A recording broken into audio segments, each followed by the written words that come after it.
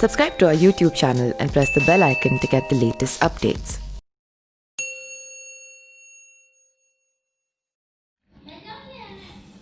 RJD सांसद मनोज झा के मैदान में आ जाने से उपसभापति यानी कि राज्यसभा का चुनाव दिलचस्प हो गया है।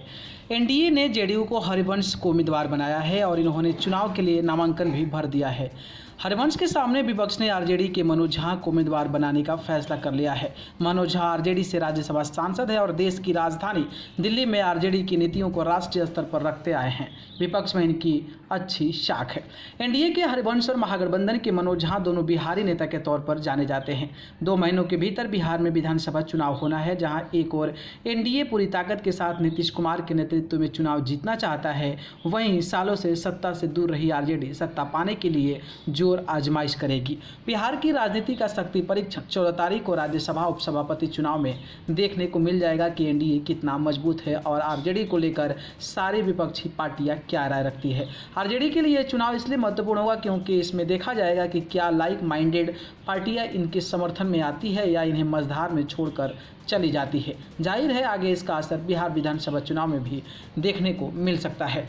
विपक्ष भले ही मनोज झा को मैदान में उतार कर यह संदेश देने की कोशिश हो कि एनडीए उम्मीदवार को विपक्ष वॉकओवर नहीं देना चाहती है, लेकिन अगर संख्या बल पर ध्यान दे तो जेडीयू के हरिवंश के लिए चुनाव जीतना बेहद आसान होगा।